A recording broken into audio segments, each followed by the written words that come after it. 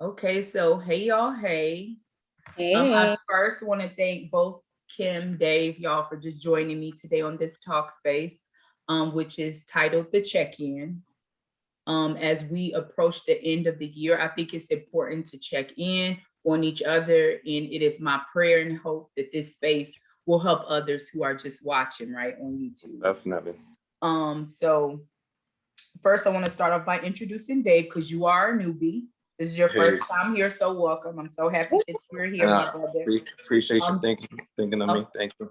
of course, it's an honor. So Dave is an educator, a proud father, and a climate change activist. And he also is the host of the Unbothered and Elevated podcast. New episodes are coming soon. Most And definitely. Kim, this is like your second time. Yeah, because I'm only done like three. So, okay. yeah, so I mean, Kim is just, she's just the host. But she, but she is an author and a mental wellness advocate, and she's also a writer and a creator.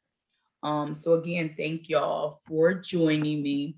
So I know we've all had conversations, side conversations, right, about why I felt it was important to have this talk space, this check-in. And just the real holidays are hard for people. And I think a lot of times when we focus on like it being difficult for people, we focus on the fact that, some people don't have family and, some people are alone, but holidays are also hard because the year is ending, right? And when something's ending, I don't know about y'all, but for me, I go into like reflective mode where I start thinking about everything that's happened in the year. And I mean, the year has been both good and bad, right? Everything hasn't been perfect. So that's why I think it's important to check in and just kind of have these conversations. So real quick, how are y'all feeling as we go into the holiday season? Because Thursday is Thanksgiving, this coming Thursday. So checking the temperature. How are y'all feeling? Okay, Kim, you can start off. Okay.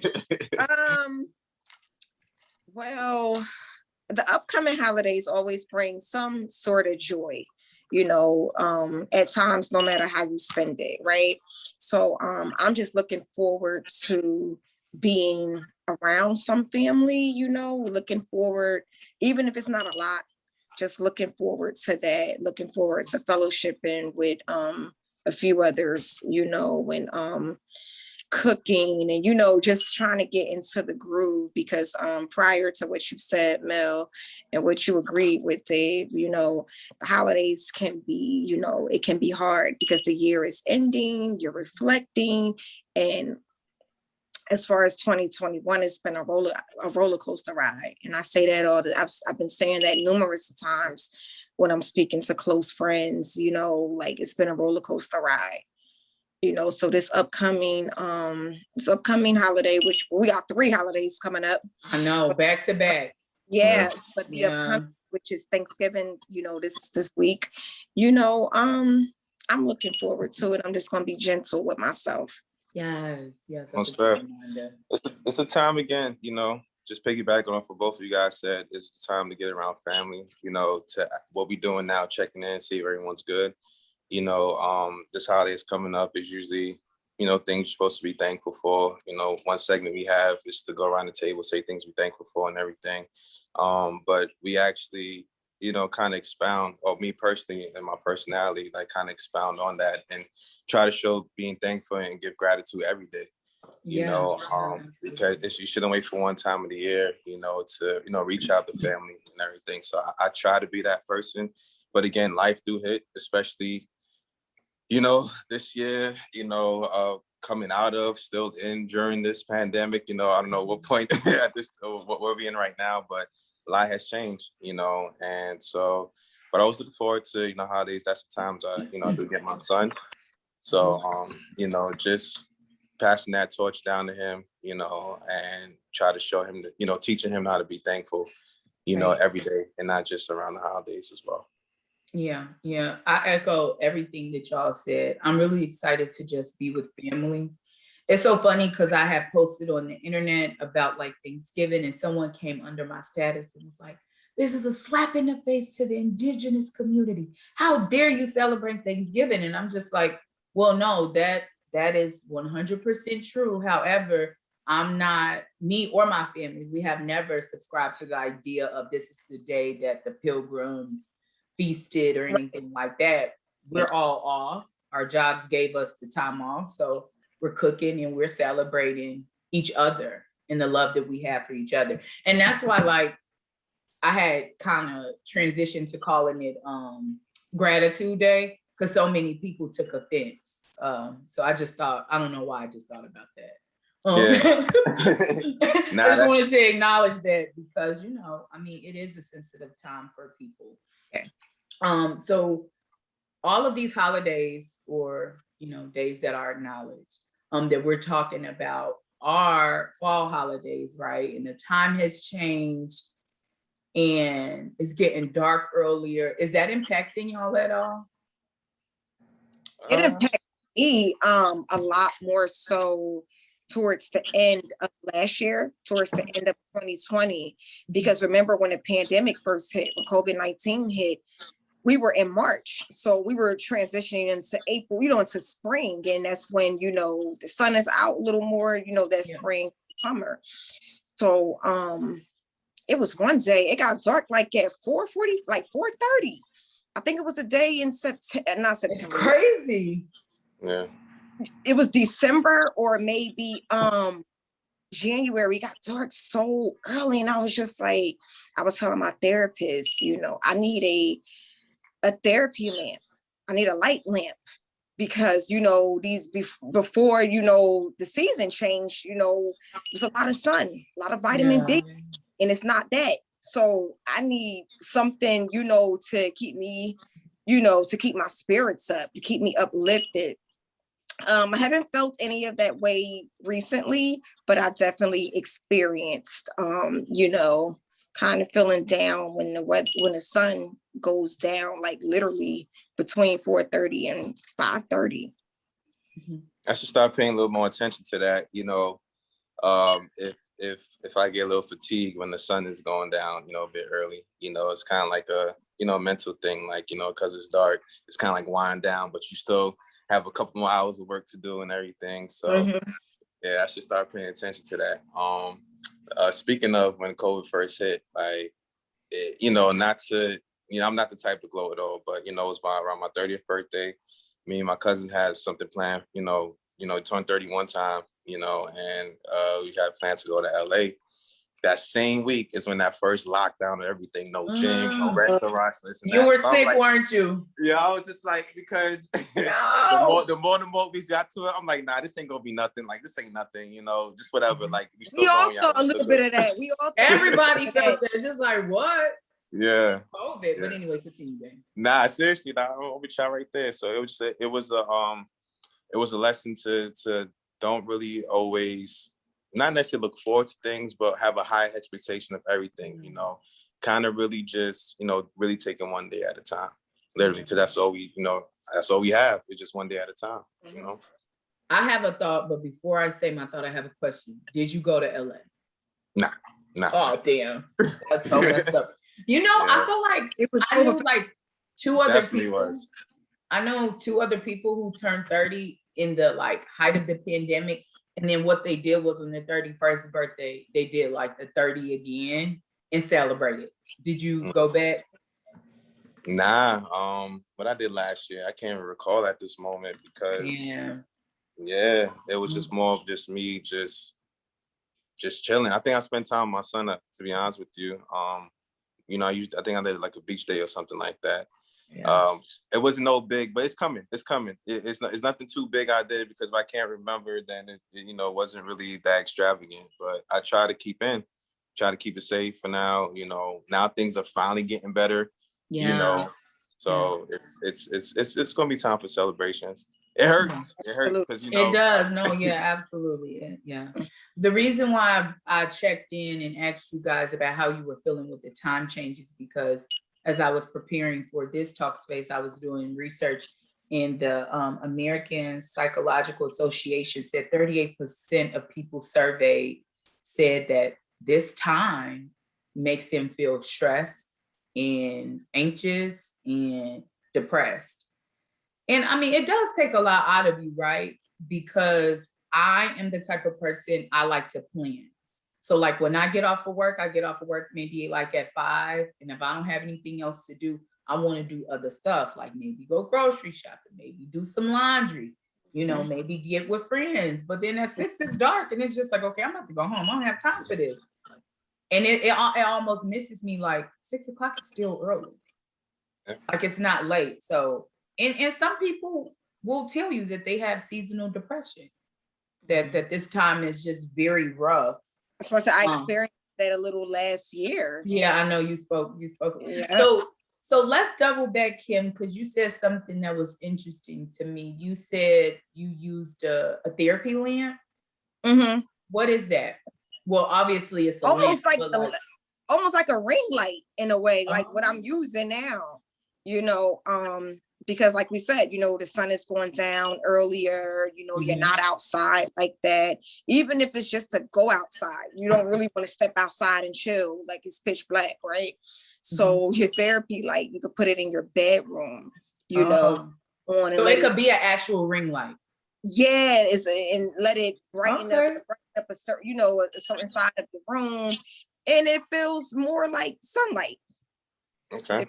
Like sunlight. To get to which, going back to what you said, Mel, about the stress and things like going back to the holidays, it can get stressful. Yeah. For a lot of people, they're trying to plan things.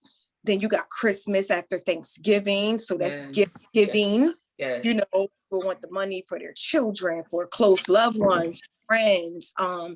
People are traveling.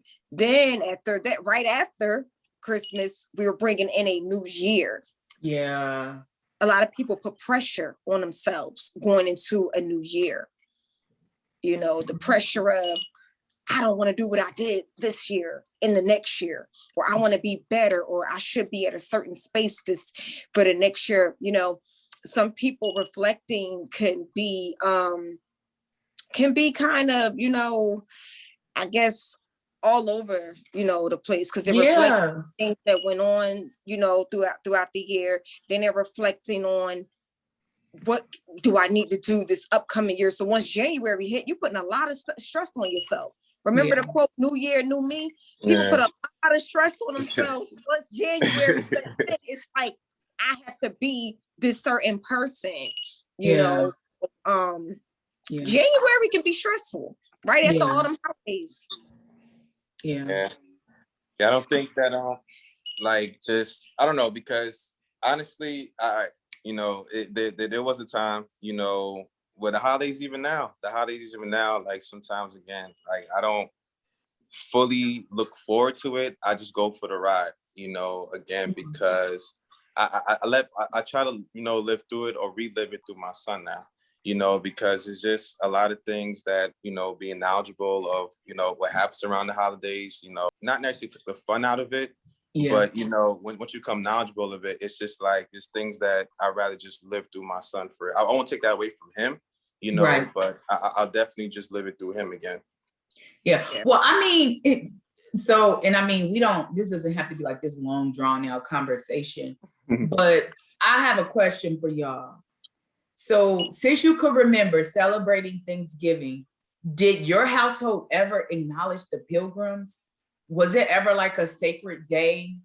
Like, oh, thank the Pilgrims for landing on Plymouth Rock. Never. Absolutely not. So, exactly. So for me, who's thinking Pilgrims? Never thinking Pilgrims. I was young when my father, first of all, my father wouldn't allow it, period, point blank. Because he was like, hell to the no. I wasn't thanking them for anything. We was running around thanking people who made the yams,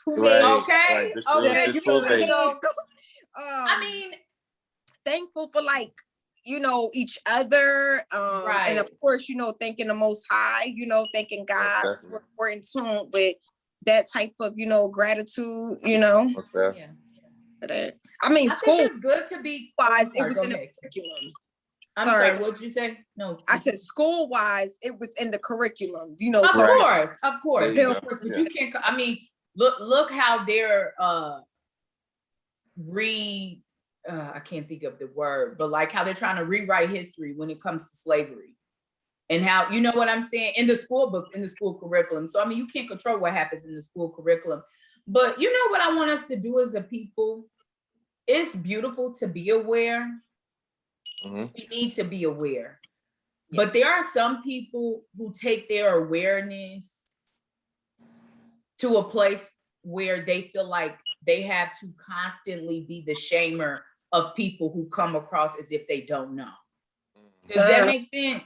Yeah. And to me, Right. it's I feel just like like, I mean, on social the media. people on the receiving end, they're not going to receive your message if you're delivering that way. So Right. you don't have to tell me anything about indigenous people and how the concept of Thanksgiving is a slap in the face, because I am aware. Right. I'm also off of work. Right. So my mama telling me she cooking her dressing, I'm going with a dressing at. Period.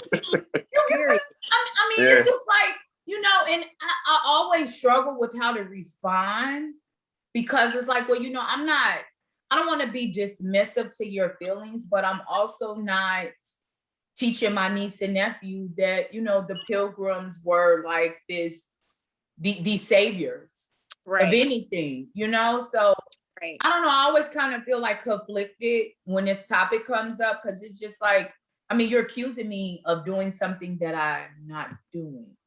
Right. But With that, I feel like, and let me just go to social media for 1 second, because that's where I see a lot of that at. Bring it. Bring Like, it. Yeah. a lot of those big debates on Facebook, when the holidays come up, no matter what holiday come up, you could be talking about Valentine's Day, and it's a long it's so thread true. of I can get celebrating it and who started celebrating it and why, Yeah. the Valentine's Day massacre, just a whole bunch of stuff, and I feel like let people do them, let people celebrate that, just like, and this is why I say now, happy holidays, because some people say, oh, I don't celebrate that, I celebrate Hanukkah, or I don't celebrate that, I celebrate Yeah. or I don't celebrate Thanksgiving, I say gratitude, for instance, like, Mel said. So it's like, hey, happy holidays, because we're not about to get combative, we're not about to be in this Absolutely. whole, and I ain't trying to get you in no frenzy, and like, Nah, it's a lot. absolutely. Like we said, it's 3 holidays back to back.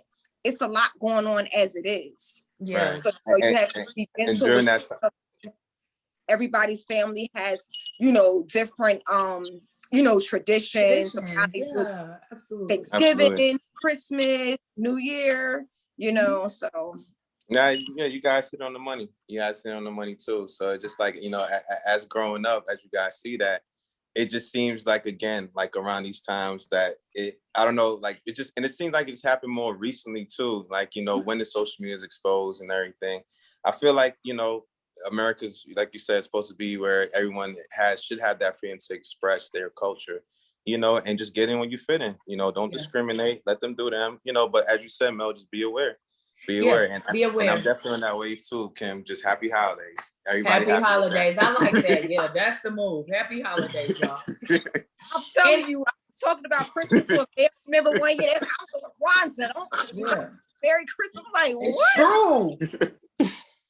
So speaking of Kwanzaa though, I started kind of diving into it a little bit more last year. Growing up, you were taught in a way about Kwanzaa, like at school or in your community. I don't know. I would go to after school programs growing up, or go to like a recreation center, and they would talk about, things like that. Right. And a lot of times the Black community had those, those type of talks with you more than they would have, like, at your school. Well, from my experience. So and now I'm older, so I'm like, last year I'm like, I want to dive a little bit more into Kwanzaa, see what Kwanzaa is about. But there's so many holidays coming up in 3 months, so it's happy holidays. Yeah, absolutely. Yeah, I think once I have children, I would get more into like the Kwanzaa and different holidays because it's just me. It's just like, I'm just excited to go be with my family. You know, like if I have a tree, it's fine. If I don't, it's fine. Like it doesn't matter because it's just me, you know? So, but yeah, so just wanted to put that out there. I don't know why I feel compelled. That's another thing. People put a lot on themselves around the house. There you go. That's with, you know, hey, what family am I going to go to? You know, or I don't have a family. That's real. That's huge. Yeah. A lot of people deal with, you know, loneliness around. Well, this is a really good segue. Yeah. Have you been reading my notes, Kim? No. What's going on here? What is going on? No, Jay. It's flowing. No, that was a really great segue. So my next question, and this is just an open discussion. Of course, it could go wherever, you know, we may. So the top reasons for holiday depression, and I'll list off what, you know, the internet said. So top reasons for holiday depression: loneliness, recent loss of a loved one, financial strain or money worries, social anxiety, stress, unrealistic expectations, which is a big one. We're going to unpack all of these, and being around those who have engaged in physical abuse and mental abuse towards you. And that's a heavy one. So we'll start with that one because, you know, when you look at numbers for individuals who have been, you know, abused, whether it's emotionally, sexually, whatever, a lot of times the aggressor is someone that they know. So imagine being a kid and, you know, it's big Christmas dinners at grandma's or whomever, and the friend of the family who's always around, who, you know, may have abused you, whether it being emotional, sexual, whatever. And they're there. You just have to deal. So I wanted to talk through each of these reasons for trigger, you know, because it's listed, they're listed as, you know, they trigger holiday depression. What advice would you give to a kid? You can really give advice to a kid, right? Because they're forced to kind of, unfortunately, and it's heartbreaking, they're just kind of forced to deal. But what would you give? What advice would you give to someone who is being invited to a space where they have to see someone who may have harmed them? Because a lot of times, because my first thought is don't go, right? Yeah. Don't subject yourself to that. Also, you know, we come from a generation where we going wherever our parents going, or our guardians, or whoever was taking care of us at that time. And first and foremost, I'm triggered by a few of those things that you just named. But I'm gonna get to the kid part. It's so vital to speak to your children. Yeah. Be that village, whether it's your child, whether it's your nephew, your godchildren, your niece, your younger sibling. Be that village, because it's hard during the holidays. And a lot of people, even at a big age, even grown adults, still don't know how to speak up to the person that violated them. Yes. Be a friend. Some people may be lonely these holiday seasons, you know, so hey, call up a friend. Hey, would you like to come over? You know, hey, dish together. Just to name a few of the things, Mel, that you just named. And we'll talk through each, you know. Okay, but to get back to being a child or even being an adult, you know, and going to his house and remembering that violated you is hard. And this is why we need to speak up as a family and talk about things. When the holiday, let's talk about something. So maybe auntie so-and-so's house, do you want to go to cousin so? Like we have to start talking to our children. We have to be a village, whether we're parents. I know me and Mel aren't parents right now. That's why I said whether we're parents or not, we have to be a village. Well, absolutely. And to your point, I'm sorry, Dave, just let me say this. No, you forget it. To your point, Kim, I think that our generation are a lot more collaborative when it comes to parenting. than our parents were. So that is a question. I feel like that a lot of people from our generation will be like, hey, so this is where we're going.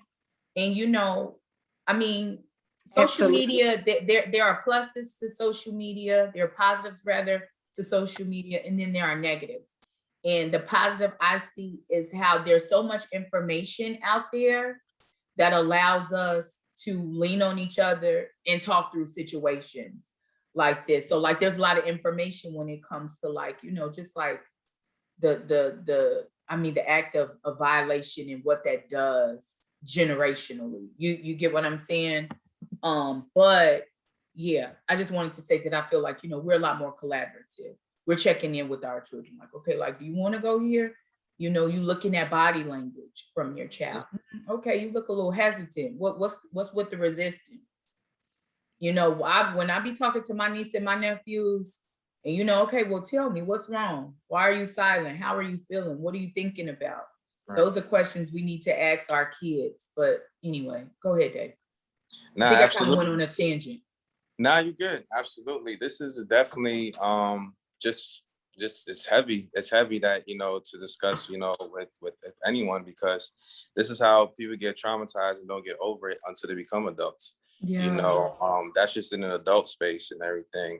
You know, I was a life coach in Georgia for a little bit, dealing with, you know, for foster kids and everything. And, you know, there were times where just us showing up and bring them a gift, or just taking them out to certain events during this time, because, you know, they were traumatized from as children.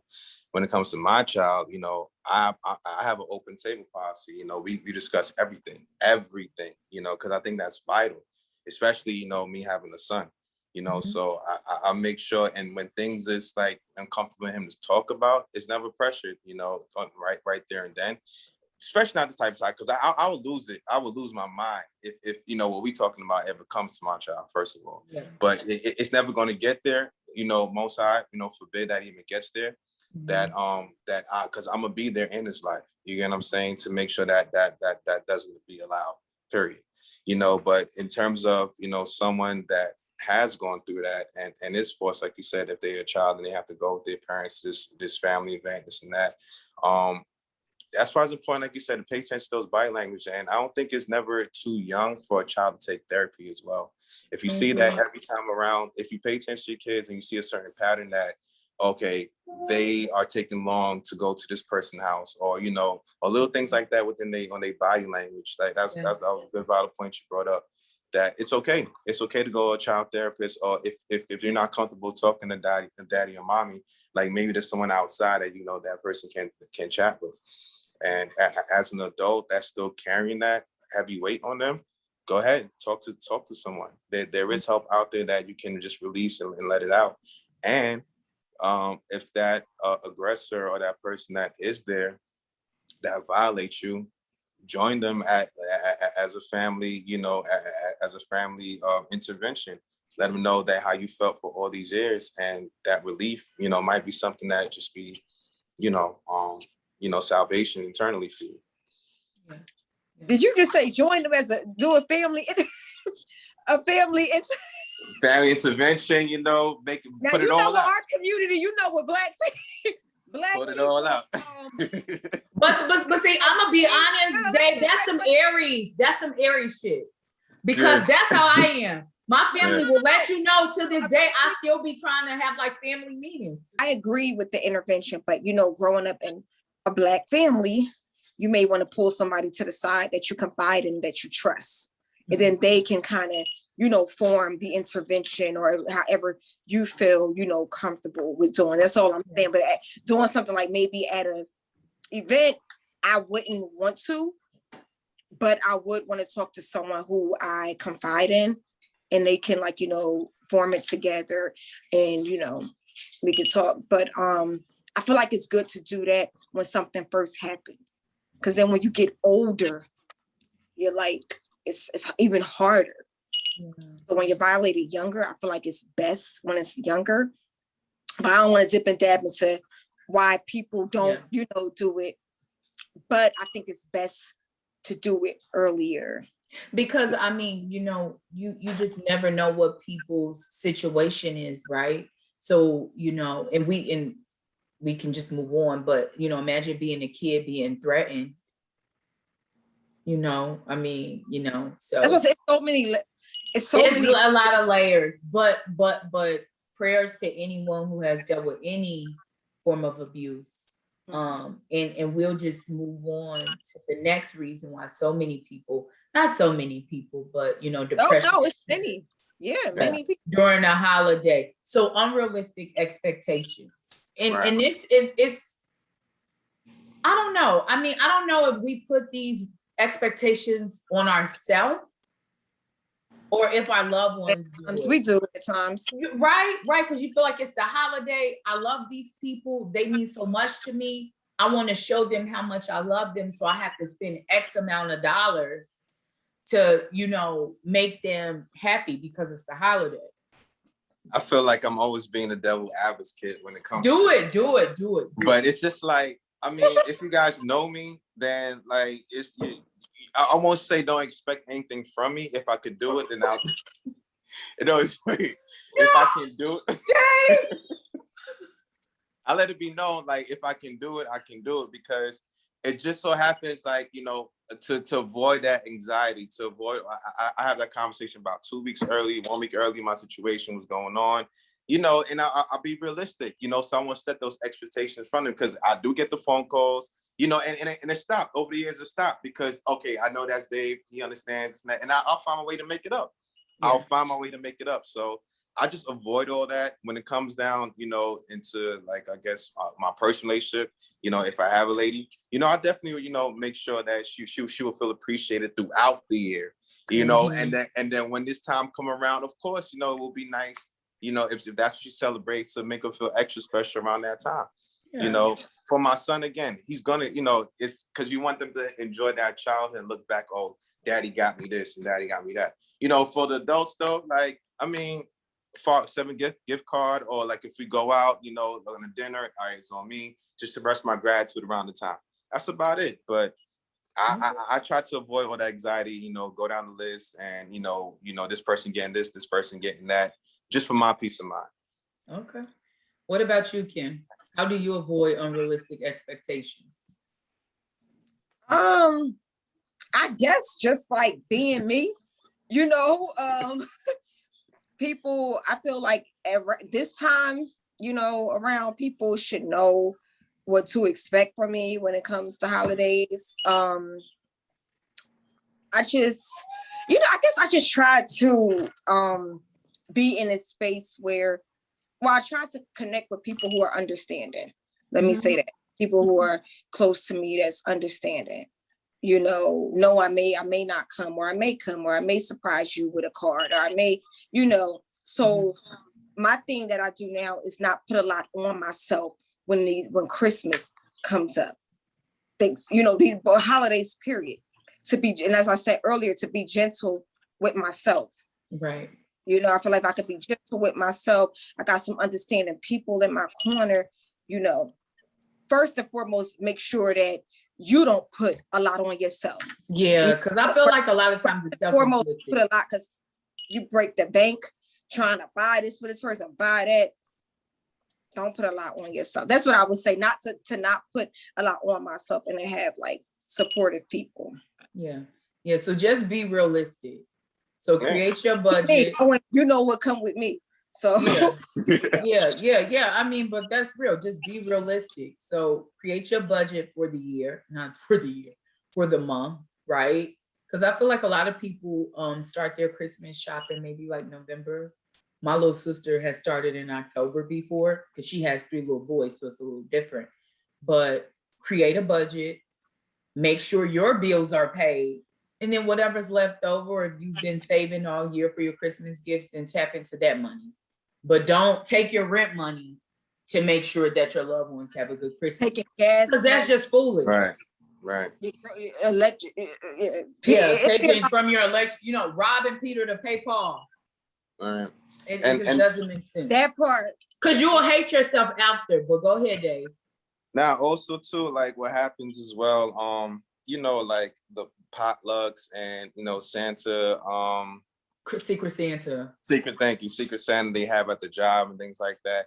you know, certain things like I would participate in, but like, you know, people had to, you know, put like a budget, like make sure it's only $25 or make sure it's 50, Mhm. you know, just to not, They again, always do that. Mhm. right. So you won't go all, you know, go extra, just go, you know, a lot of extra. And the ones who go out there, it's not that I'm knocking them, you know, because it tells you have a big heart. You know, if that's what you want to do, then that's great. Continue to be you. But again, you know, make sure you are conscious of, all right, if I Yeah, spend this amount, my, you know, bills still got to get done. You still have your obligation as an adult. And the that person part. that you're giving it to, these gifts that you're giving to should understand that as well. You Yeah. know, and don't like belittle the gift. Oh, this year is a smaller gift, you know, things like that. Then really be conscious of who you're giving gifts to. Yeah. Grew up with my mother saying it's the thought that counts. Mm-hmm. Whatever you gave someone, you thought about them. Yeah. But as I got older, my gifting was giving people what they like. Mhm. You know, Yeah. had to be a whole lot of money, but I want to give you something that you really like. You know, something that you really will. Oh my God, it's my favorite thing. You know, Yeah. My grandmother, God rest still her budgeting soul. though. But go ahead. My grandmother hated the whole concept of the thought that counts. She did not like that. Mm, Yeah, I mm. will never forget, and I won't say which sister it was, but I will never forget, we had a secret Santa. And one of my sisters got my grandma, and she gave my grandma some rags. And my grandmother blew a head gasket. She was like, you didn't even have the decency to get the rags from J.C. Penney's. You went to the Dollar Tree. And she threw the rags at my sister. And that's what I mean when I say, like, when it comes to Secret Santa. I have a story of my nana.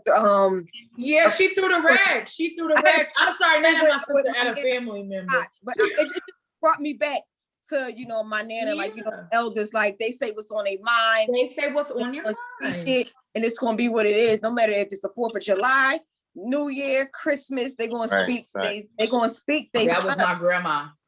Yeah. We lost her this year, so God bless her. Most I lost my grandma 2 years ago. Yeah, and it's hard. It's just like it's always just the holidays, you know, the food I miss. Yeah. Like in Trini, you know, they play Parang. You know, it's just like so good, you know, classic music. I can hear my grandpa, you know, and everyone singing in the background. And my grandma was just always chill, you know, she always chill. She definitely spoke her mind, you know. she just loved the family. She didn't like too much friends, this and that, you know, but when it comes down to family, she was all about that, you know. So I think that's one of the reasons why I'm big on family as well. Yeah. Those people are like the pioneers of the family. Yeah. Oh yeah, absolutely. Those are the titans of the family, you know. Yeah. So losing them it's a lot. It is a lot. It's and heavy. then when it's the first year, and I know it doesn't get. I mean, it gets a little better, but yeah, it's definitely.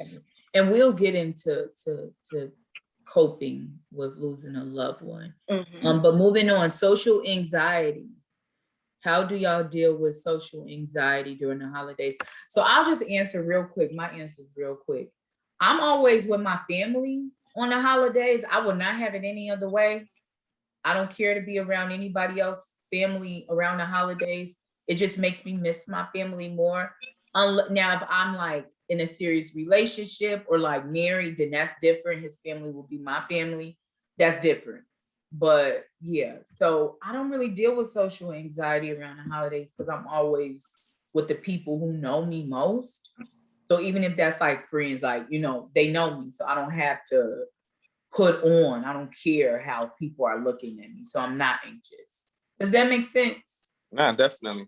Because I feel like when you come around people's family, I mean, you know, people could be like really judgmental and they'll pick you apart almost, you know? So I think that question is more for people who are like spending the holidays with other people. But maybe y'all have another, or spending the holidays outside of their family or loved ones. But maybe y'all have another spin or perspective to answer this question. Kim, Dave, whoever want to go is fine. I feel like okay. Yeah, I could jump at it. It's kind of the same with you. The only thing I can think of is just like, job events. But even at that, Mm, yeah, that's a good point. That's a good right. point about that. Yeah, like and sometimes, it's like a different side people get to see in a way. So for those who are like, bring someone too. Like if you have a significant other you can bring or that friend you can bring to kind of ease down the anxiety, I think there's nothing wrong with it unless there's, rules that you can't bring anyone. But most likely I think you always could bring a plus one or something like that. And I guess it's a time to not really don't focus on people judging you. Just look at it as a time to really, there's a chance where people can express, who you really are, outside of that professional, demeanor that you got to put on, and if you're just a introverted to yourself, then let that be known. Be respectful, walk in the room, say hello. If it's not a job event, if it's that significant other that you're going to for the first time, say hello, always be respectful. I think that's big. You walk into a room at anyone's house, always give that greeting to everyone, let it be known that you are there and you walk into someone's house, and it's funny, things like this that I'm saying now, like those morals is really out the door. It's like, it's out the Wait, door. weren't we just talking about this, Dave? I feel like we were just talking. Yeah. It's actually sad. Yeah. It's So, like, actually sad. And okay, I'm gonna let you finish. Sorry. no, go ahead. We flowing. No, because wait, I was having a conversation with someone about something, and they said you are you're how did they put it? My perspective on things is old school. And Yeah, that's that's us. no more. That was us. That was you? Yeah, that was me. I'm like, I couldn't remember. I'm Right. just like, what the hell? It's scary. That's Yeah, scary. Like we too young to be saying that our perspective is old school is what you're trying to say. That like it shouldn't have to be. Like I thought, like even what Kim was saying, how our grandparents, like the pioneers, are setting the foundation of morals in our life. Like it's so funny how that's slowly, and sad in a way, how that's slowly going out the door. Yeah. But just not to go fully off track though, I think just the little things like that, you don't have to overdo it and oversell yourself, because then I think people can pick that up when you're not being yourself. Yeah. So yeah, so just focus on that. Like, my degree's in sociology, so like I guess it's different for me of, when it comes to social anxiety. I get other type of anxiety, but when it comes to social anxiety, it's like, I'm okay with that. I'm okay. I don't think I'm ever anxious outside of the workplace. I think I have social anxiety at my workplace, and it's always been like that. I will be like the person that's not going to raise my hand and say anything. Y'all know I talk a lot. I'm and I'm like a mute at work, and I don't know why it's like that. For me, it's always been like that. But I'm sorry, Kim. I just wanted to say that that's okay. I have stories on top of stories of anxiety, but I'm going to, and that's what, navigated me towards mental wellness advocate. Right. But what I will say is, it's almost like Mel.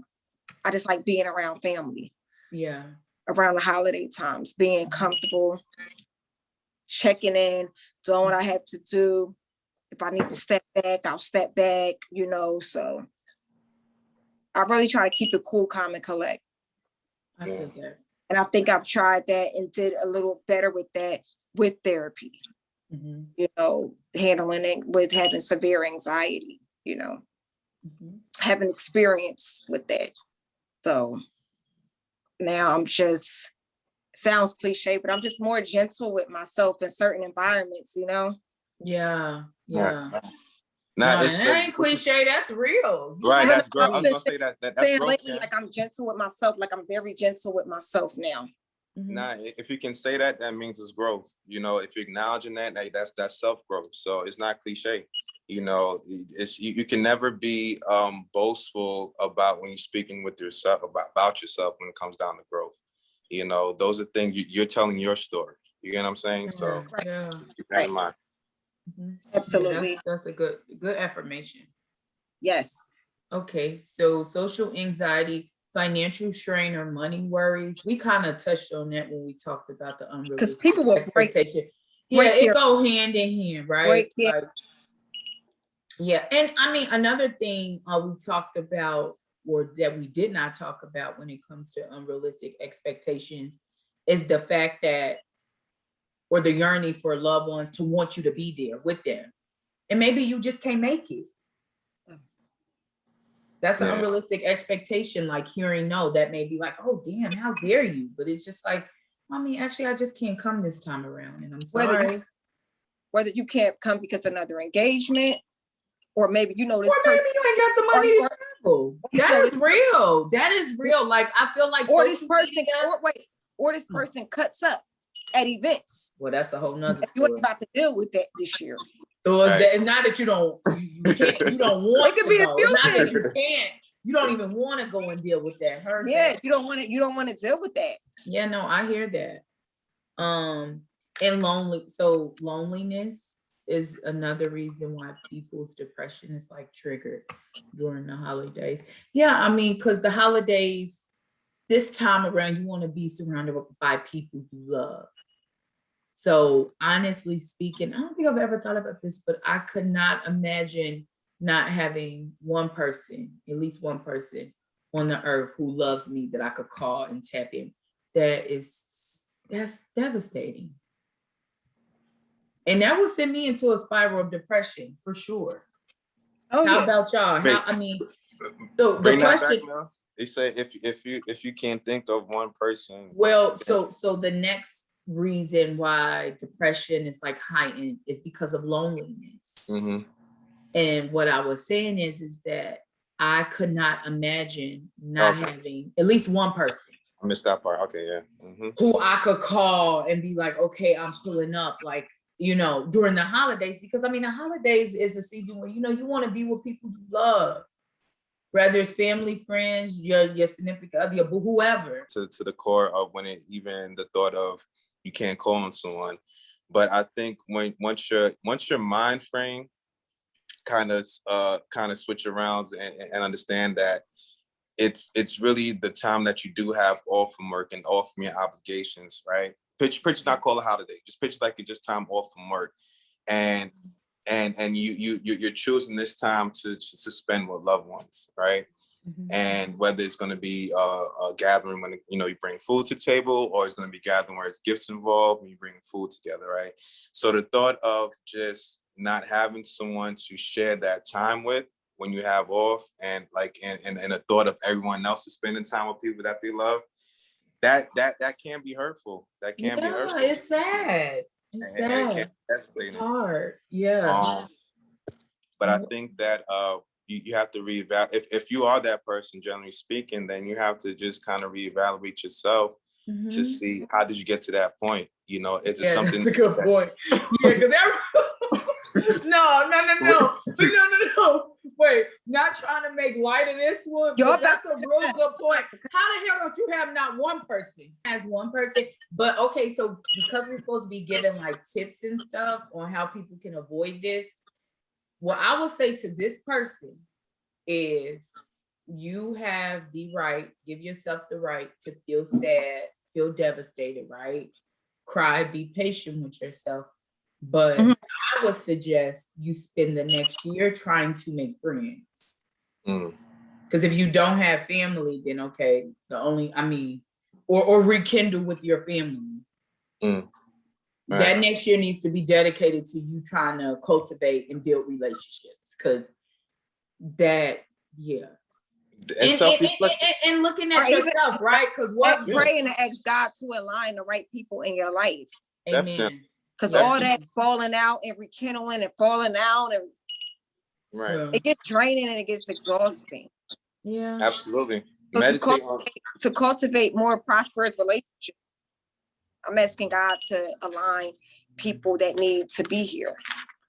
Yeah, but sometimes it be you though. Sometimes it be you, and then we don't talk about that enough. I'm gonna be honest. We do not talk about that enough. In our generation, we talk a lot about how everybody hating on us, how you gotta watch your back from this person. But what about you? What are you doing? What are you doing to control? You have to self-evaluate. Yeah, that's important. That's important. Not just romantic relationships, but self-evaluate yourself when it comes to friendship, when it comes to family. Like, what role do I play in this? Am I the common denominator? Yeah, you gotta look at yourself. But And I and feel like go ahead, Kim. if you find yourself in a space where people are disrespecting you, not respecting boundaries, Yeah. you can't keep rekindling with people, whether they're family or not, if they're not going to respect you. But if you don't have not one person, everybody But- could not have disrespected your boundaries. I'm sorry. But it's like, again, Wait, it's what just, you No. Because the scenario is, or not the scenario, but the hypothetical, I guess, same thing, right? Is that this person doesn't have not one person they could call on the holidays. They're spending the holidays. self-evaluation. A lot of self-evaluation needs to happen. And praying for God to align you with the right people in your circle, honestly. I agree. What was you about to say, Dave? Nah, I mean, just definitely see who's see who's for you, and be real with yourself too. At times, kind of redefine, what it means to be disrespected, and redefine what it means to be hating on, because a lot of times it might just be your own insecurities within yourself. So everything's not always really about you. And we again, we live in a world where people sometimes take things personal, but it's okay, again, to have that standard for yourself, to you're not going to tolerate certain things. But when you see a pattern, when it comes, like, just speaking hypothetically of this person, like when you see a pattern of that, you falling out with family, or you falling out with friends, or you can't get along with people, it's okay to check yourself. It's okay to check yourself, and it starts of how you think. Yeah. Everything begins with a thought. So how do you really, view yourself, and Yeah, I just want to piggyback off what you just said, Dave, because, to your point and to the point I was trying to make earlier, but I don't think I was concise enough. Like, I just feel like that, we live in a generation where people get their life philosophies and life mantras off of the internet. So, people don't really know what it means, and not all people, right? But there is a certain population of people who are so invested in how other people are thinking that they are not able to formulate their own thoughts. That is dangerous ground, because you over here getting quotes from Justin LaBoy, for example, and this is your life. All these people hating on me, and you're projecting all of this stuff onto the people around you. And when it's time to have these one-on-one conversations, you cannot unpack why it even makes sense. Does that make sense? Like, it's just like, so yeah, sometimes, I mean, I feel like we live in a generation that is so very I'm blocking all the haters out. But yeah, sometimes you need to look at yourself, because it could be you. And that's okay, right? Because we're all growing and learning. Nothing is forever, So right now, I could be a serial, I don't know, baseball card collector. And I may wake up tomorrow and say, you know what, that's no longer for me. And I can change. So you can be redeemed. It's fine. But sometimes you have to look at yourself. Anything else before we go to the next subject? No? Cool. Timmy, you got anything? So this one is a little, well, not even a little, a lot of heavy. How to deal with the recent loss of a loved one during the holidays. So I mean, I shared with y'all that I lost my grandmother this year. Hard, because she literally carried our entire family on her back, right? But in addition to that, or the flip side of that, I'm grateful that we were able to experience her for as long as we were. She lived a very full life, but and my grandmother battled with dementia for the last years of her life. But before dementia, she was very lively. She liked to have people over at her house. She loved to cook big meals. She'll curse you out and look out and cook you a meal later. In the next breath, rather, that was her personality.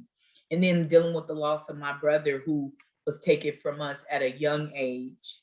So that seems a little different because his life was cut short, you know. But the tips I would give anyone dealing with the loss of a loved one, I would say definitely be patient with yourself. Don't avoid how you feel, because I feel like we lost my brother in 2018. So all that year in 2019, I was doing a lot of avoiding, because to avoid it made it not seem as real as it was, because death is permanent. But yeah, just be patient with yourself and acknowledge the fact that you missed them, and that's okay, you know. And yeah, I don't know. I really don't have I'm gonna be honest, I don't have the answer for that. Because I think that's something that I still struggle with. What's the answer that y'all have? Not quite the answer, but I would say like do something in remembrance of them when the holidays come around. It doesn't even have to be a big party. Doesn't have to be a big, huge event. You can like have a necklace, something that reminds you of them. You wear it around holidays. Yeah. You can have a tree up and put, or a little tree, doesn't matter, put their picture up. Yeah. I find that quite comforting. When you lose someone, I find it quite comforting, whether it's their pictures on a candle or something, or just something in remembrance of them, because it's almost like you're keeping them close. Yeah.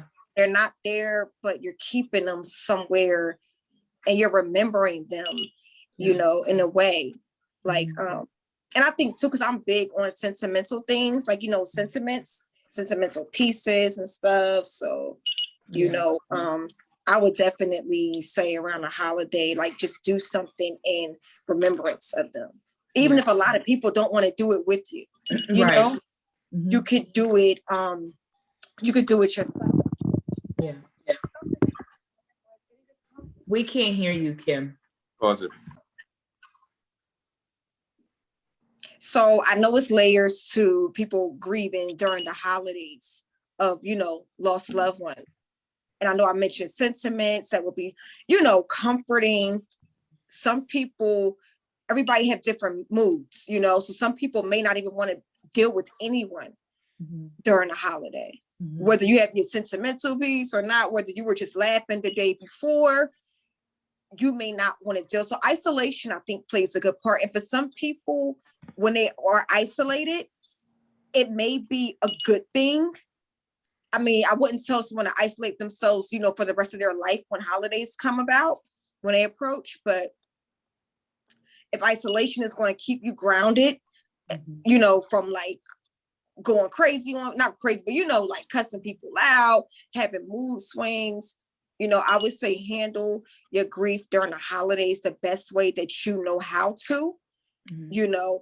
But I just want to throw out, you know, something very sentimental, you know, having something that reminds you of them to get you through that day. Yeah.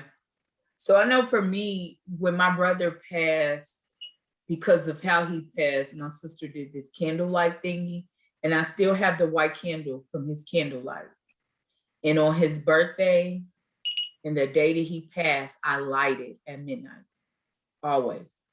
And then I say a prayer. But I never thought about doing it during the holidays. So that's a good point.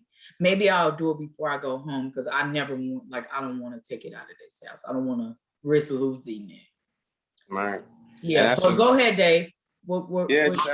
As for me, I mean, it's been 2 years, you know, since my grandma passed, and you know, it's been a few years when my little cousin had passed, you know, a while back, actually when I was going through Benedict. So that was like kind of like the first loss that we had in the family, and you know, and then my grandma passed. Like it's really that coping. Like it still didn't hit. You know, she had Alzheimer's. You know, like 4 years, 5 years, I believe, you know, prior to that. So we was all leading up to that point and everything, but it's like, you know, the thought of her actually not being here, it was just, you know, it was a lot. You know, it was beautiful to see the family together though. You know, it's just wild that how sometimes it doesn't take something devastating to happen to family come together. I really do wish my family, come together more often, because we really have a great time. Like, that's all I do think about. That's memories, when holidays came about. I'll go to my aunt's house and, everybody will cook. That's like every auntie had their role, and it was definitely cool. Growing up, the holidays was definitely more meaningful, and but I think there's other ways we could still, definitely make remember what now that we're older. One thing I do, since my grandma did pass, is like, when I do prayer, I say one of her favorite prayers. That's one thing we used to do all the time together, was pray together. So I try my best to keep that going. And, one day just pass down the same prayers, to my son. Yeah. Yeah. And I think that is the greatest gift that you could give to ancestors who pass away, is all of the life-changing lessons they taught you to pass on to your children, because you keeping their legacy going. There are so many things that my grandma has taught me that I will never forget. Like, if you don't work, you don't eat, you get out of life what you put into it.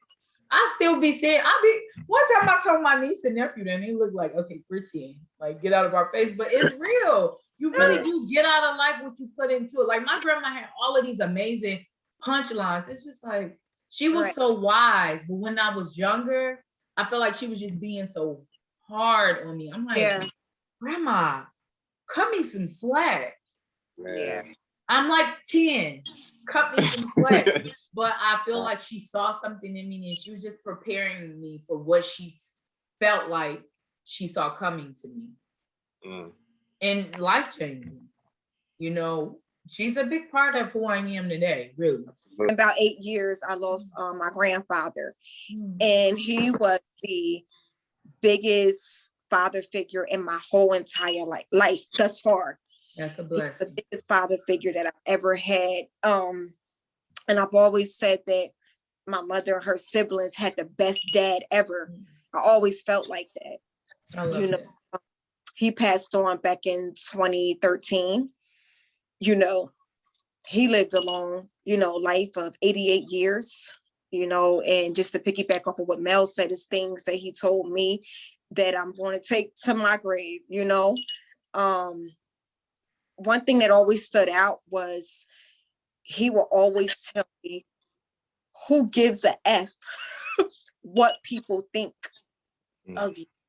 Yeah, that was my grandma. And not in a way where you shouldn't carry yourself noble or anything like that, but more so in a way of, oh, pop, they said something about my shoes, oh, they said something about my hair. Oh, he would kind of be like, who gives a F what they think of you?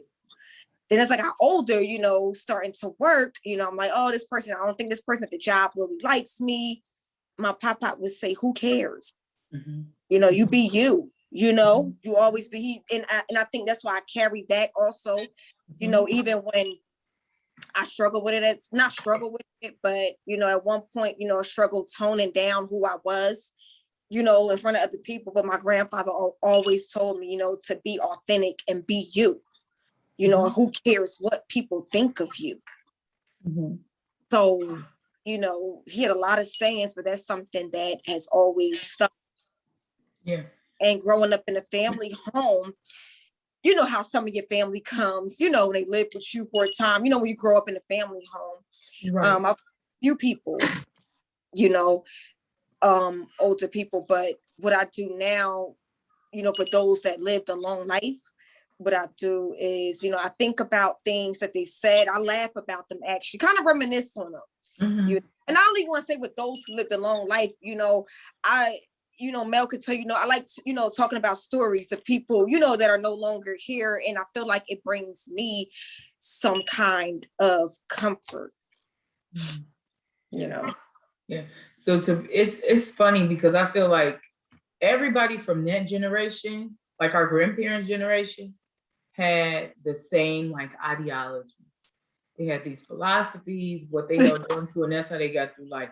And it's funny because whenever I would be like, Grandma, this person said this, my grandma always used to be like, consider the source. So who's saying it? Yeah.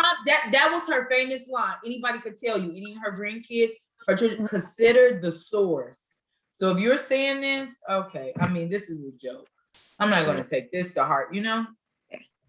So shout out to our grandparents. Yeah, Shout our out. Definitely bless up. Bless up. Yeah, and my brother and Dave's cousin, you know, and Bless up. to anyone who is, you know, dealing with the loss of a loved one, you know, like Kim, you said your grandfather passed in 2013. Like, it doesn't matter how many years ago it was, them being away, them being not here physically still stings. It's you know, but thankfully we have loved ones who we can lean on, and that is a blessing. So yeah, I mean, to wrap this segment up, if you're dealing with depression during the holidays, my best advice is just to tap in with the people who you know and love. And if you don't have anyone who you could, you know, lean on, maybe get involved in your community and try to make friends and try to, you know, I don't know, rekindle with your loved ones, do some self-reflection, see what part you play in the matter, and try to get people, because I mean, at the end of the day, we're better together and we need each other. Absolutely. I don't care. I don't care what society tries to Right.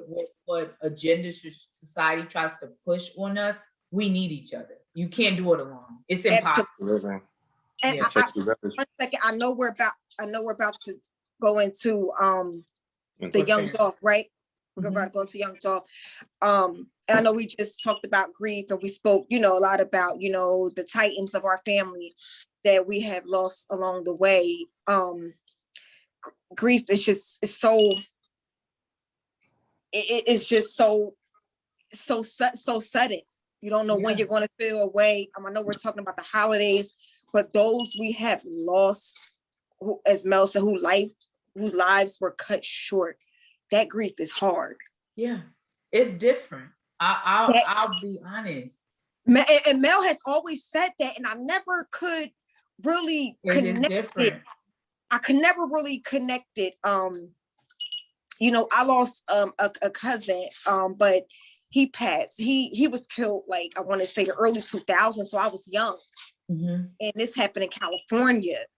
So I didn't know how to really, you know, I didn't have the grieving tools to, you know, it was an older cousin. And I don't mean older, like a 30 or 40 something year old cousin. He was like, maybe like 19, 20. You know, and I watched my aunt, you know, grieve for her son, you know, everything, older family members. But now I'm saying, when your life is cut short, someone close to you, that grief is kind of different in a way. Well, yeah. And I'm sorry, are you done, Kim? Yeah, I just wanted to say about, you know, older people, you know. Yeah, so like, just to piggyback off what you said a little bit, like when we lost my brother, I think so like that was the first death. I lost my grandmother. She was in her 90s. My great grandfather, I don't know, get his life, I don't want to say back on track, but he okay, so I'm sorry, Kim, you said this, and now I feel like I'm talking about my brother. No, that's okay, because it's the conversation of grief, the holidays, and being that we highlighted, you know, grandparents, you know, and older elders that we lost along the way, you know, and they lived a life over 75 years that only we pray about right now and hope to imagine to live right now. You know, so it's different with our generation. We're losing, you know, our Black men at an alarming rate. You know, we're losing just people under 35. You know what I will say about the grieving process with my brother is I will never forget this, because when I think about just like, first you go into a daze, right? You go into this daze of, it's just like, damn, like, is this really real? did this really happen? And what's crazy is maybe 2 years before my brother passed, this girl I grew up with, she lost her brother. And me, my mom, and my brother, we were in Illinois at the time. That's where we were living. And me and my brother were talking. We was like, dang, like that's so sad, because we had never really lost anyone close to us young, because it is different when someone's young and they're not sick. They're not sick. But you know, he was like, we never really, and you know, and it's crazy because when I think of my brother, I always think of that conversation. But it is different when they're young. I don't really want to go into that, so I'll just wrap that up. But yeah, but it's heavy.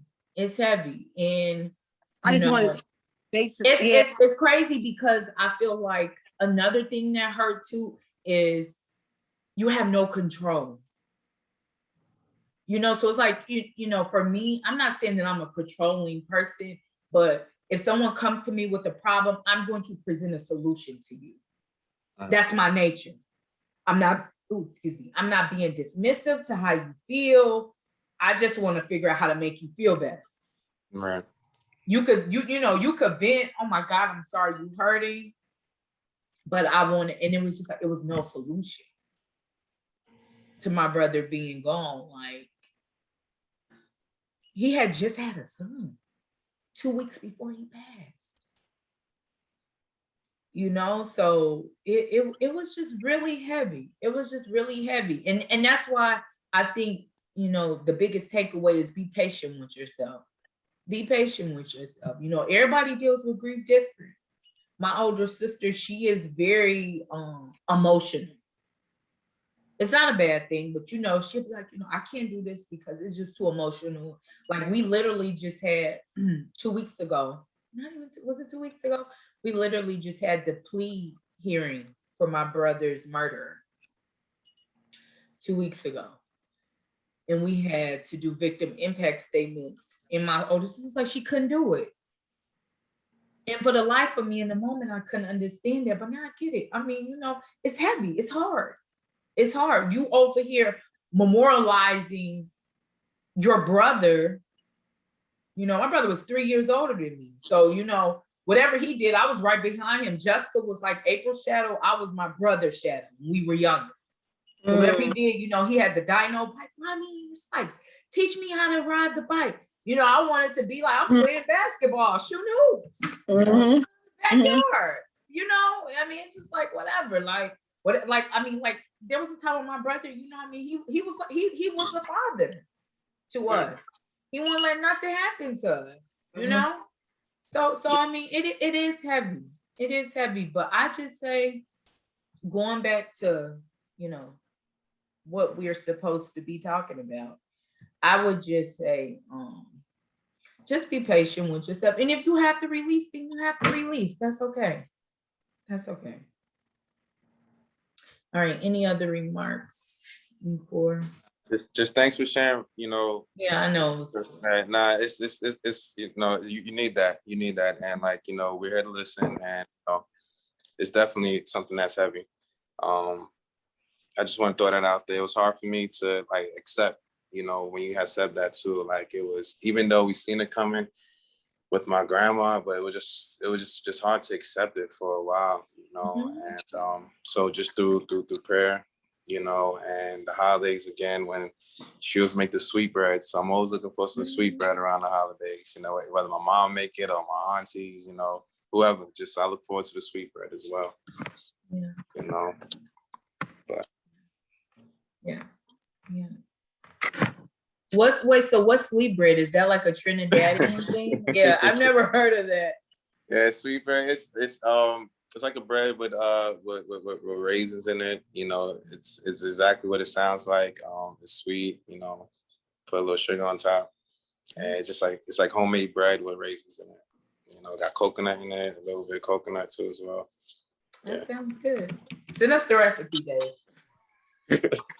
We'll do. Send us the recipe. Kim, you good? You good to move on? I'm good. Just change the light. I'm good. All right. So we are going to transition into acknowledging first and discussing the untimely demise of the rapper Young Dolph, whose real name is Adolph Thornton Jr. He was from Memphis, a staple in Memphis and South Memphis in particular. He was a powerhouse in his community. And it's just so crazy because when I heard of his passing, I was just like, because social media does this thing, right? Where they would report news and they may be unsure of news. So I was like, because he's been shot before, he's been shot at before. So I was like, I just really hope and pray like he's not dead, because they were saying that, he had passed, and he came back, he had passed. And it's just, in that moment, I was like, this is so reminiscent of Nipsey. Because of the work he had been doing in his community in particular. I've heard so many people from Memphis say how he poured into, the real estate industry, and how he helped so many young Black folk back then with money and get ahead when it came to buying property. I've heard that, he owned over 100 properties. He was a self-proclaimed independent artist. He did have a distribution deal with Empire, but he owned his masters, and we can get into this more a little later, what made his, because it's already sad, right? You go home to your community. They said he was there for his turkey giveaway. So every year he does a turkey giveaway around Thanksgiving.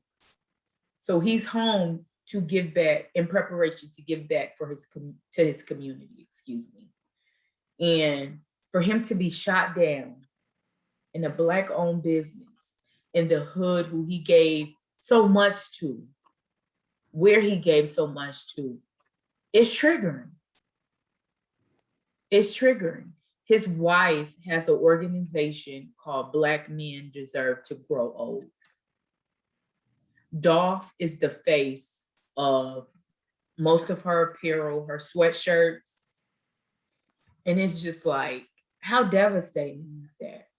Broke down in tears when I found that out. I cried when I seen, like, the tears just started to flow. It's heavy. I found that information out, and also she lost her brother. Yes, Yeah. yes, I saw that. I saw that too. She lost her brother. Yes, this year. I think this year. This year she lost her brother. Okay, right? Yeah. This year, very recent. Her brother was taken away, very recent. Now, her husband is taken away. Her children's father, is taken away. And it's just it's what she stood for. Her organization, Black Men Deserve to Grow Old. Yeah. And it's almost like, how dare this happen to him? I'm out. That's another thing. But so the Young Dolph's death was triggering for multiple reasons for me.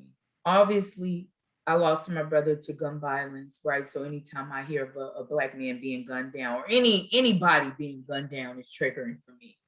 But in addition to that, it just really makes me look at our perspective as a people.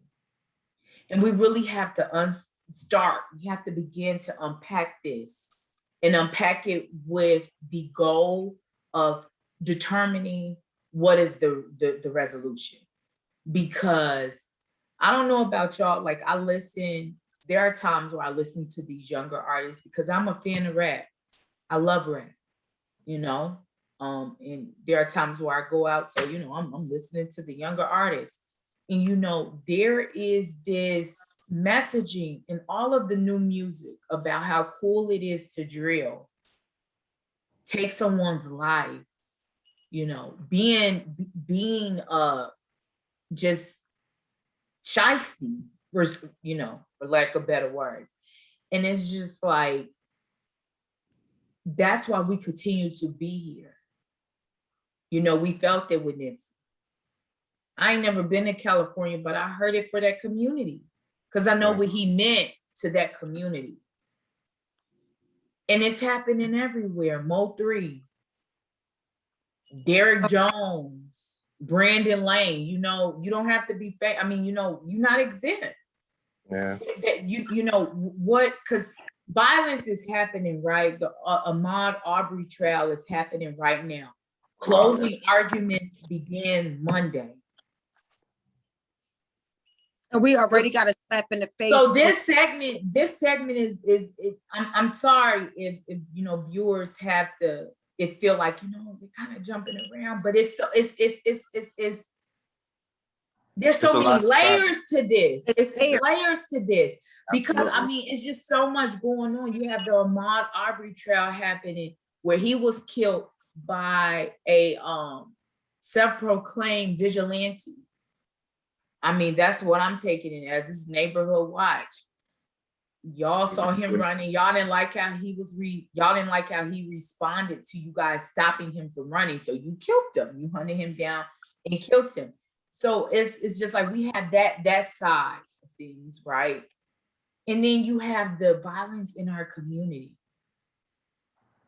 And I understand that violence happens in every community. It's not synonymous when it comes to the Black community. I get it. But the numbers we are seeing, I mean, when we were younger, I just felt like, there were rules. You don't shoot by a playground. If it's a kid who has NBA, NFL, now even rap potential, you don't touch them. They're untouchable. You don't touch them. Right. Because they're putting on for the community. They're gonna bring money back into the community. Right. It's just like what?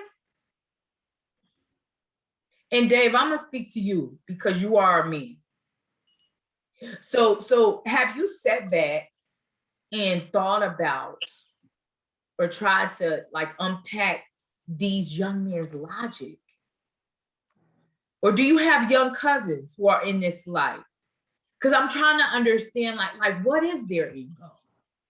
Right. I think that honestly, first of all, my heart goes out to, everyone that's been affected, in terms of a loss of, recently, due to gun violence, Young Dolph and his family, but even not being a rapper, Ahmaud Arbery, him and his family, a lot has happened, this year when it comes down even to police brutality, but to go directly to your question is that it starts off with guidance, it's who they looking up to.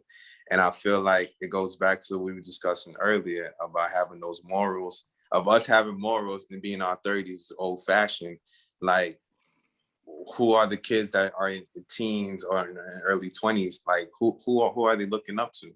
They have probably no one to even properly guide them to understand, like you said, certain rules and certain logics, how to go about things. Everything is about the self. And there's no, I guess, no code anymore, or you don't even get no type of street credit in a way anymore. It's just everyone's on this kind of free for all kind of thing just to come off a clout. To say that, I did it just to do it, but I haven't had no substance behind it.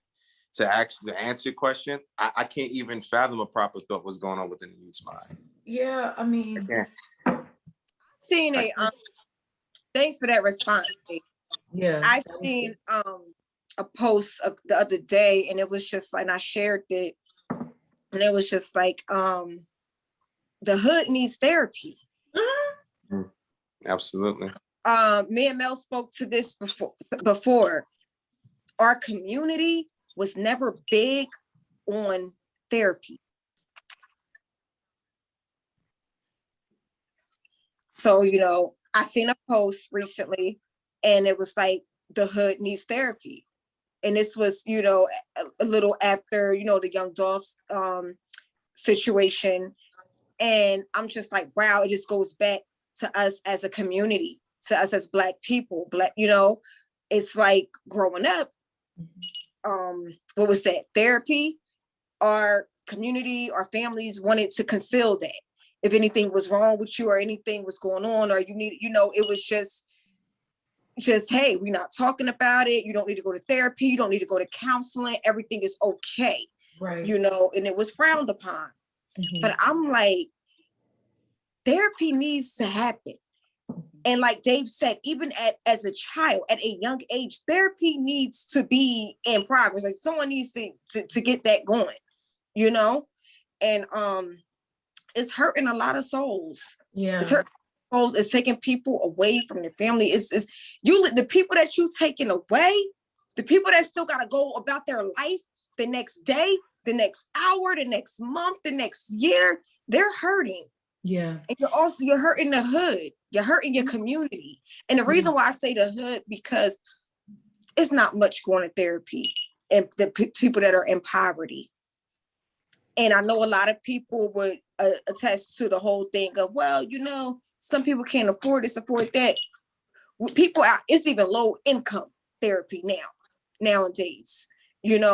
We really need to get together as a community, get together as a family, and it's guidance, like Dave said. It's definitely guidance, and I want everyone, before you leave this earth, to even just try to get some type of counseling, get some type of help. A lot of men don't like going to therapy. A lot of men don't like talking to, other men, or, getting some help. They don't like to, sometimes y'all don't like to cry. Y'all don't like to show emotions, but it's needed. It's needed, because look at the generation that's coming up. So what about the generation that's going to come behind them? And then behind them, it's like, and we don't want this to be like a domino effect, So it needs to be some healing. It needs to be some healing. Real healing.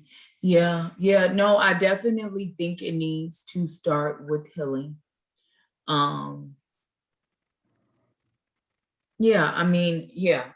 Period. I'm not, there's nothing to add on to that. It needs to start with healing.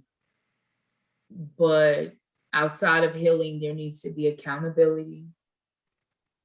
There needs to be some type of action, because the route we're going, what's the end goal? For us to kill each other off? Is that an alarming? It's like, it's scary. And what's I'm sorry, Dave, and I just want to say this, and then I'll let you go. What's even more scary is, I remember being younger, and when I moved to Knoxville wasn't like Illinois. Philly looked just like Chicago. Chicago looked just like Trenton. Trenton looked just like Brooklyn. Brooklyn looked just like Fort Lauderdale. Fort Lauderdale looked just like Atlanta. Right. It's everywhere. It's everywhere. And it's scary, because it's how communities have a way of thinking and living. Let music tell it, that's how we operate. No snitching, walking a person down and shooting them. Like it's almost celebrated. And I know that is not how majority of us think, because there are a lot of Black people who are doing amazing things. But there is a group of us who subject to that way of living. And because, sometimes you almost feel like responsible. Not responsible in the sense I'm responsible, this is happening, but responsible, like I could be doing more to prevent this. Go ahead, Dave. What were you going to say? Nah, just a couple of things. The fact of that, let's start with the last comment you just made, being responsible. It really is some type of weight that we do carry on, because it's an image. It doesn't matter.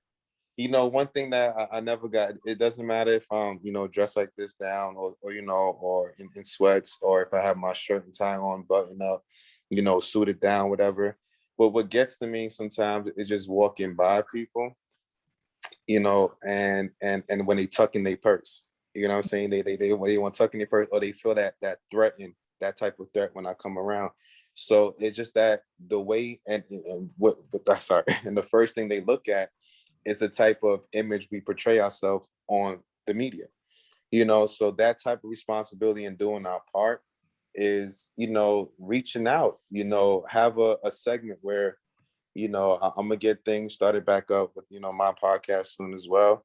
And we should have a healing session of having resources, a list of resources within these communities of high alarm rates of crimes, seeing the ages, breaking it down to statistics and see, if it's a pattern, if it's a certain age thing that's going on. And, music was always a way that we could reflect on because that was the culture. That was the culture. That's kind of thing of what we had.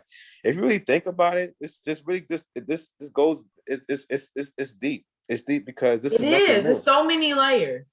It's nothing new. It's nothing new. Like even where it's just nothing new. And like I think I'm gonna focus on the solution part rather than breaking it down because I don't want to seem like I'm talking down on our people. It's a condition that we all are in, but it's up to you to emancipate your mental way of thinking out of it. There's no excuse. Yes, it's hard in certain different communities when it comes down to poverty and people rob and Absolutely. steal because they can't get a job or whatever the case may be. I'm not trying to give an excuse for those actions, but I feel there are solutions that can be resolved with those, with those type of actions. Yeah. So. Absolutely. And that's another thing, and that's the space that I'm in. Here's the thing. We know that it's hard. We know that when we go to these banks and apply for housing loans, we may get different rates from our counterparts. That's a real thing. That's a real thing. One of the banks were sued for it. It's a real thing. We understand what the workforce industry looks like in terms of people without credentials that we may have being hired for jobs and getting paid more. That's a real thing. That's a real thing. These are not things that we made up in our head. So what I'm saying, I'll use I statements. What I'm saying is that I recognize that there are roadblocks in the road that we have to travel as Black individuals, people of color in this country. Is difficult. Heard, I understand. We should not be resorting to inflicting trauma on each other. We gotta find a solution. It just has to stop. It has to stop. There's no way in hell that young Dolph should have been murdered in his own hood. You would think that people will have, you get what I'm saying? In your hood, you should feel safe. People talk about, loyalty as a concept. No, loyalty is what it is. It's not subjective. If someone's pouring into me, I'm gonna give back to them 100%, if not more, period. It's no, question about that. But, we live in a time where social media kind of, twists stuff up to make it benefit whoever the speaker is. You see what I'm saying? So it's just like, whoever's talking, loyalty may look different, and it's just not cool.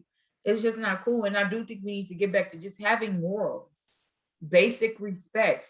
Young Dolph shouldn't be killed anywhere, but he definitely shouldn't be killed in his hood, the hood that he gave so much to. Same as Nipsey. Like how dare y'all? Absolutely. So for me, that brings the conversation of, how so many people get upset when people from the hood elevate and they don't come back. I know I'm not like this well-renowned anything. I'm not like super accomplished, but it was a period where I didn't even want to see Knoxville. Because those are the streets that took my brother. You think I want to be in y'all face? I'm in and out. When I'm there, I'm seeing my family. I don't give a crap to hang out anywhere. And if I'm anywhere, I'm with people I love. I'm not trying to engage with anybody. Because you may know the person who took my brother. Yeah.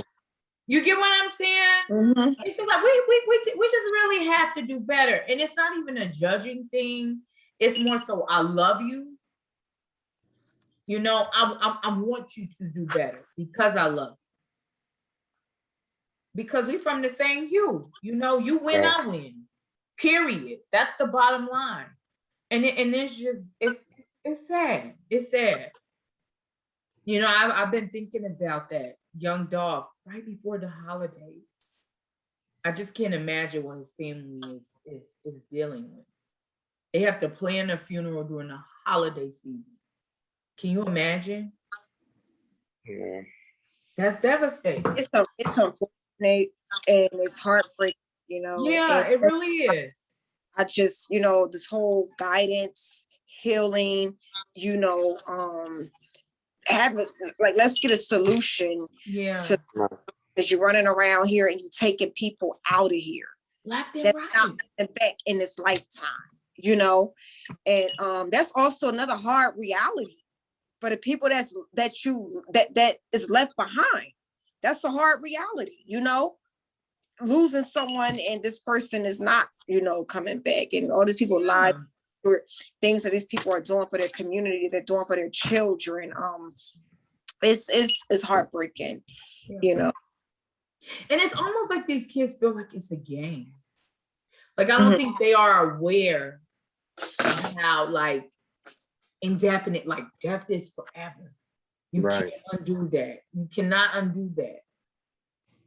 What's being lost, you know, it's like you after the repercussions. Like, I'm not sure what can you possibly gain, you know, from actions like that. Yeah. Let me just tell you something. The guy who did that to my brother, in his interrogation interview, he cried and said he didn't mean to do it. He shot my brother 3 times. To me, not meaning to do it is like maybe a shot in the foot, shot in the hand. You shot him 3 times. How detached from reality are you for you to then make the comment you didn't mean to do it? I mean, you know,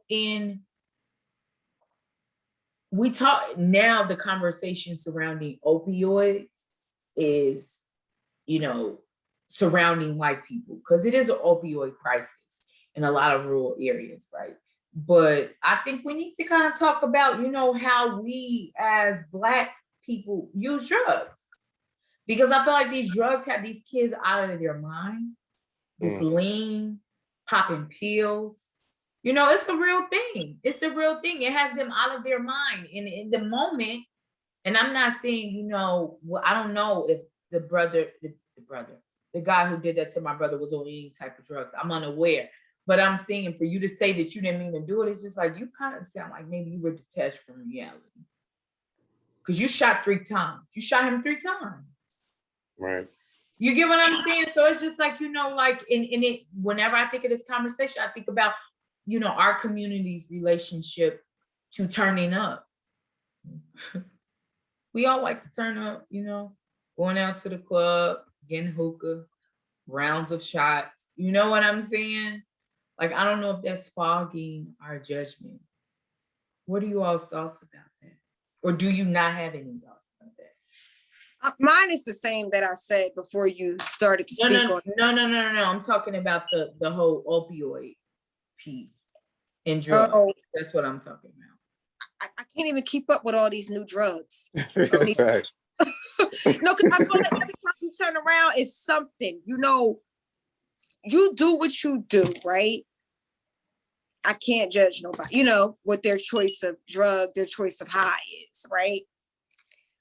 But it's consequences behind what you choose. It's something behind what you choose to do, what you put in your body.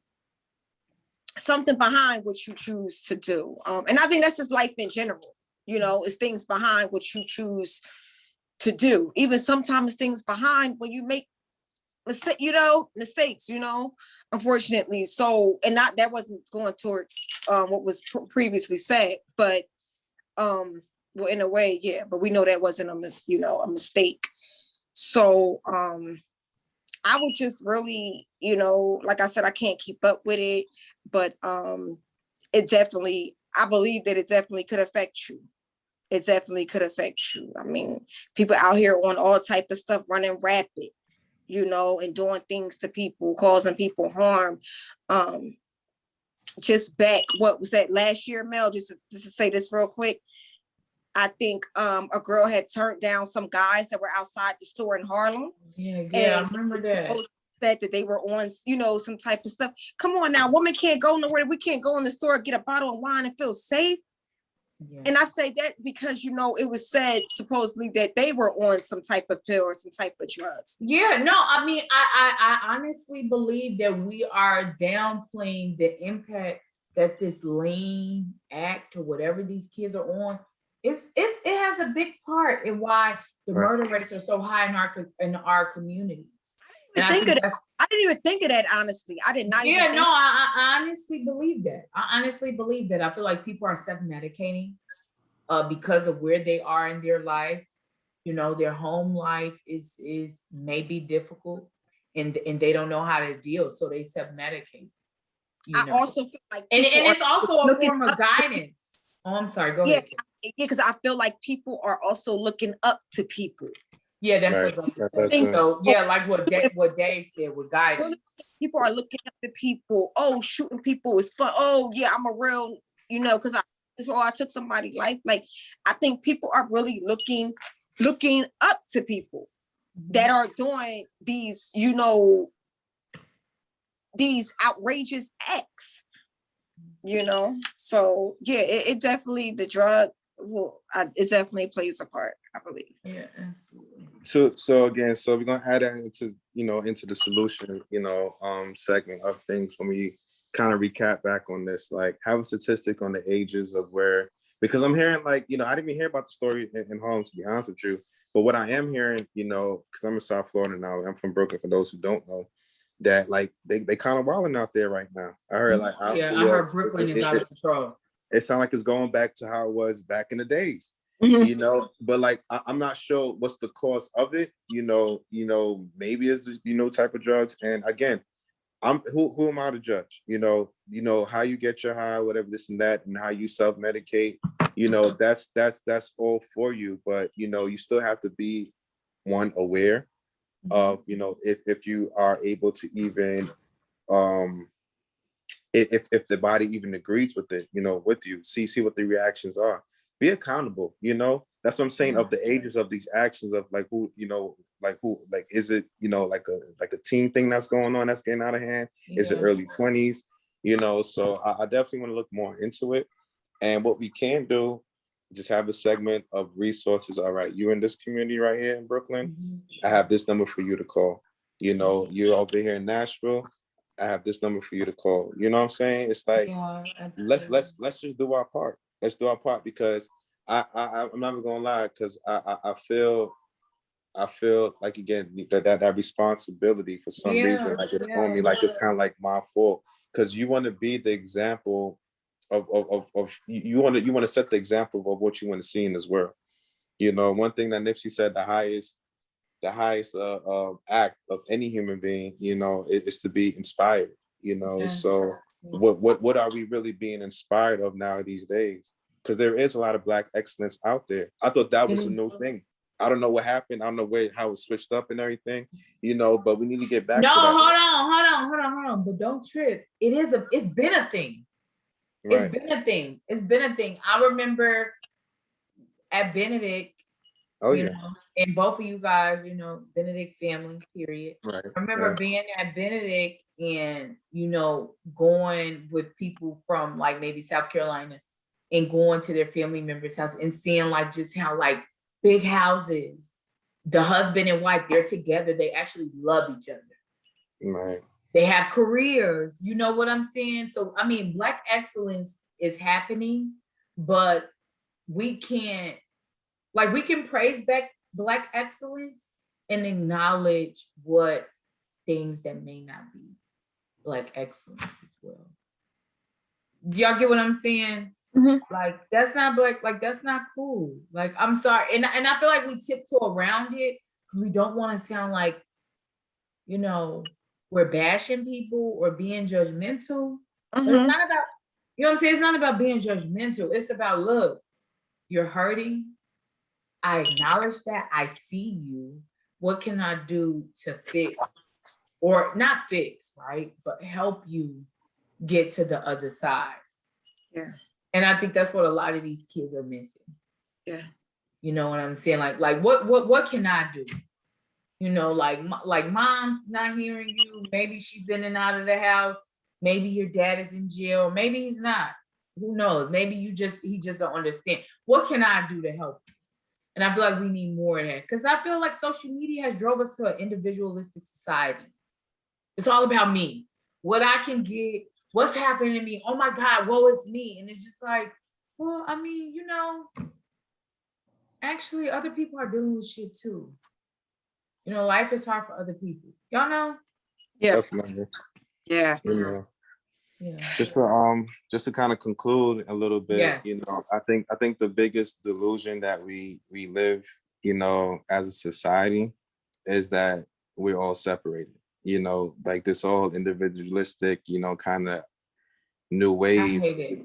It's becoming, out of hand to where it comes down to think that we all separate, but we all in this together, when anybody want to accept it or believe it or not. But That part. sometimes again, you just have to set the example of, of what you want to see, who you want to be, and just don't stop being, because you never know who's watching you. You never know It's who's so watching. true. It's so true. Yeah, you never know. So true. So just my advice, just be you. Continue to be you. Yes. And be accountable to where there needs to be changes, because that's where growth come in. Be accountable. We all have flaws, and that's okay. We all created differently in our unique way.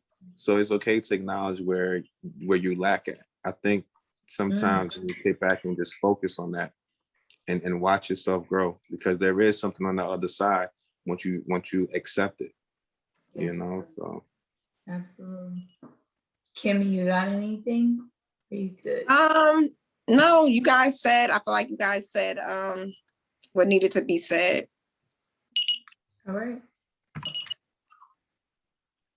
So that was today, period. This episode was such a good talk. I just want to first thank you both for being here with me. I really seriously appreciate it, because let's see, we've been recording for, oh wow, it's almost 4 o'clock. You guys could be anywhere, but y'all here with me, so I appreciate y'all. And then I also want to acknowledge just who you both are individually, because the world can, pull you in so many different directions, but both of you have decided to, stay true to who you are. So that is beautiful. So, we talked about so many things today, the holidays, how to cope with the holidays, and, just grief and tragedy. But because this is my last episode, I think, in this year, I thought it would be cool to wrap it up with wishes, personal wishes that you have for yourself as we transition into the new year. So whoever wants to go first is fine. I'll go. Go, Kim. Okay, so my wishes are to not be hard on myself, to be gentle, take it easy, have no comparisons, but be better than I was the day before. Basically to, find some type of joy in each day, no matter this, the circumstances, but also to be better the day before. So that's really what those are my wishes, like my just personal wishes within myself, like bettering myself. But so on the journey of bettering myself. yeah, I could feel that. Never settle for yesterday's best kind of thing. I feel that. Yeah. What about you, Dave? Me, definitely just deliver, work on it and then tell the story later. Just work on it and then tell the story later, not talk about what I'm going to do or how it's going to be. Just work on it. Just take that step, towards it. I'm definitely going to be picking back up on the podcast on Unbothered and Elevating. We're going to collaborate on some things, definitely, Mel. I'm looking forward to it. You too, yes. Kim. Definitely looking forward to it and just, it's not easy, but it's not hard as well. It's all about how you, really focus on focus on one task at a time. When I'm coming down with it being a single dad, like just focus on one task at a time. You know, you have someone that's always watching you, you know, and you know, you don't want to be, you want to be genuine, you want to be stern, you want to be like show that you're someone that you can, you know, look upon to, someone that you can talk to. So it's like you're always on a move, but still to have that time to show that, you know, you're there to experience and watch them grow as well. Because my son's already 7. I remember him just being born the other day, you know, so definitely just working on just you know, taking it slow and being there even more as a dad, you know, work everything I can do to be that, you know, the dad of the year, the dad of the century, you know, Yeah. so, and just being a better me, work on being a better version of myself. Yeah. For me, I want to create and stick to a routine that is fruitful in all areas of my life. I want to continue with the podcast or talk space, I guess I should say, right? Because it's not really a podcast. So talk space. I would love to find a church home that pours into me. And just be a better daughter, sister, aunt,